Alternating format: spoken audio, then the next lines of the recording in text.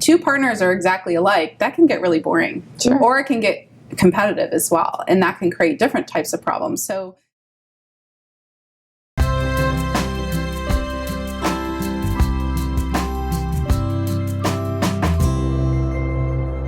So what happens when opposites are attracted to each other? So by this, I'm thinking about the introvert who falls in love with the extrovert. Can it work?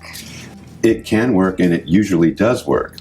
What I've found in personality difference between couples is the Jordan River tends to want to marry the Dead Sea. So that's the way I like to put it. Now, in the beginning of the fireworks phase, it's great. This one does all the talking, this one does all the listening. But 7 to 10 years into the marriage, misunderstanding can come in.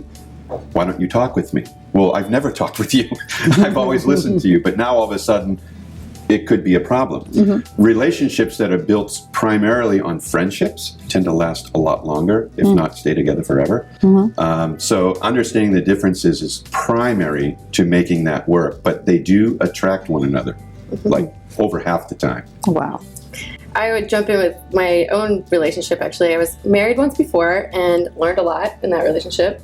Left it, really wanted to find somebody I was compatible with. I just really wanted to find my best friend for the rest of my days. And I'm an off-the-charts extrovert. And my husband now, my second husband, is by definition an introvert. Mm-hmm. And so it's interesting that when we have, when I'm feeling low energy, I'm feeling either blue or just really, I need to be revitalized, I go out. I want to hear live music. I want to go to a lively restaurant. I want to invite all my girlfriends. He, on the other hand, when he's feeling like that, he needs to go to the other room with a book. Mm-hmm. He needs some downtime. He needs ESPN and nobody coming in the room. And at first I had a really hard time getting that. Like, come on, let's go out, let's go out. Yeah. And now I respect it. And the fact that we talk about it all the time, what do you need, really made all the difference in the relationship. So now it's because we understand each other and I understand myself, we give each other the freedom to do whatever we need, and we can say it. Mm-hmm. And I think that just really strengthens us each day because I know who he is and what he needs. You know, the issue is we don't see people as they are, we see them as we are. That's right. And that creates the difficulty. Mm-hmm. So we have to see them as they are, and as you said, respect the difference and realize they're not doing that because they're trying to annoy me. That's just how they're wired. That's right. And so when we understand that, it's okay. Mm-hmm. And not to judge it, and to be able to allow them to be and give space for each other. Because if two partners are exactly alike, that can get really boring. Sure. Or it can get competitive as well, and that can create different types of problems. So, you know, to have that non-judgment, it's really playful and it brings a lot of compliment. I think I'd like to define what we call a extrovert and an introvert. You know, I've studied this a good deal, and I'm going to come up with a new idea in a book at some point here.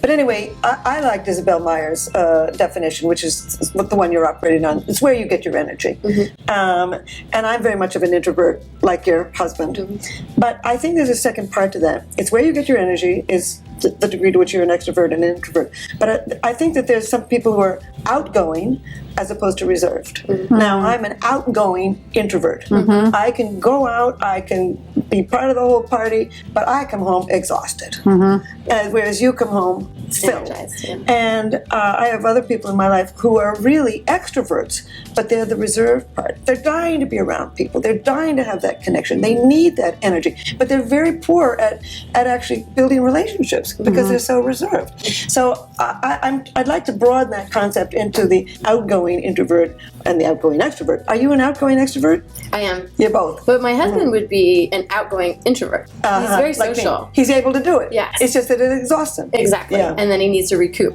where I just keep going. Yeah. Yeah. And I'm a reserved extrovert. You're a reserved extrovert? Yeah. I mean, I sit in a room and say nothing the whole night. But then when I get up, I get all my energy from exchanges. Yeah. But on my clock.